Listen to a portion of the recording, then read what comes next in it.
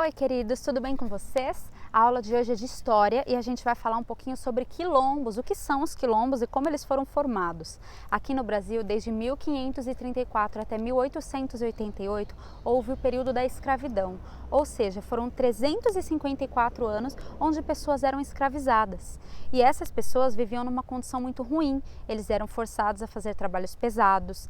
Se eles não faziam esses trabalhos da forma correta, eles eram castigados, eles comiam pouco, eles viviam num lugar muito ruim, não era uma casa aconchegante, uma cama quentinha como nós. Eles viviam nessa situação precária e por causa disso muitos deles fugiam. Eles fugiam para as matas, para as montanhas e lá eles se escondiam.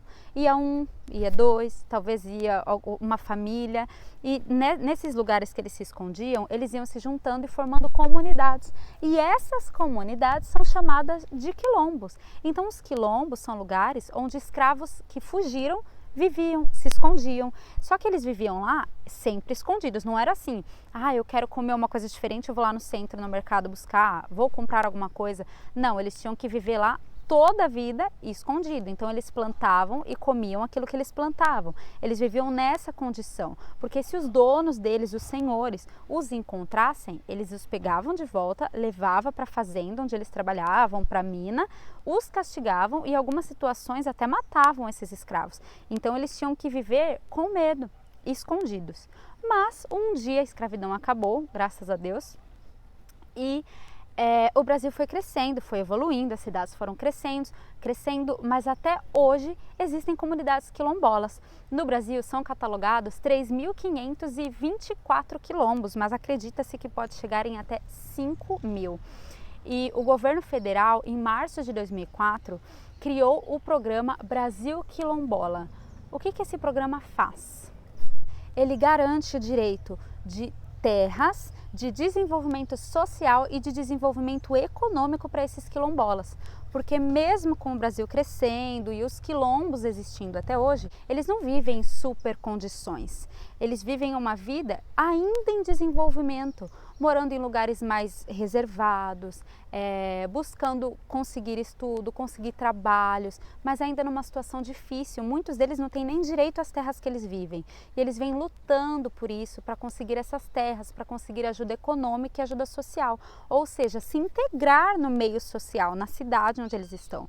No Brasil existem quilombos em praticamente todos os estados. E essas comunidades são muito históricas, elas têm muito o que ensinar para a gente da história do nosso país, do nosso Brasil.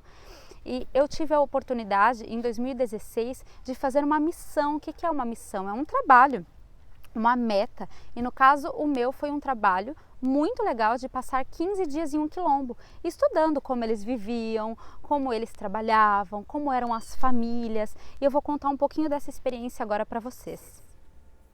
Em 2016, eu tive a oportunidade de passar 15 dias em um quilombo localizado no estado de Santa Catarina. Esse quilombo se chama Sertão do Valongo e é formado por 3 grandes famílias. Um grupo de estudantes e eu, que também estudava na época, fomos até lá para realizar alguns projetos, entre eles o EJA, que é a Educação de Jovens e Adultos, para ensinar adultos analfabetos a ler e escrever.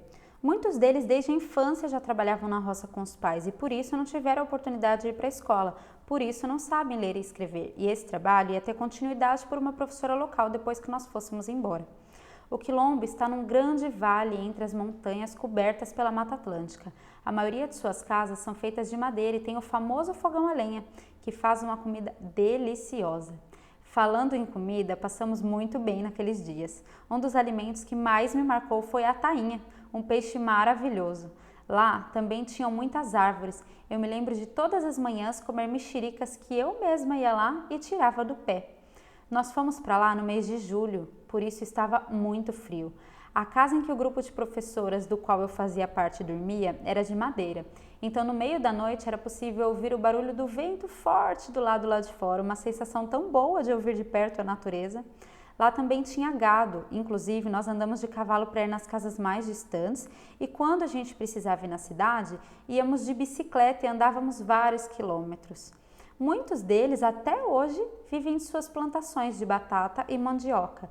Eles têm uma vida muito simples, mas tranquila e cheia de alegria no meio da criação de Deus.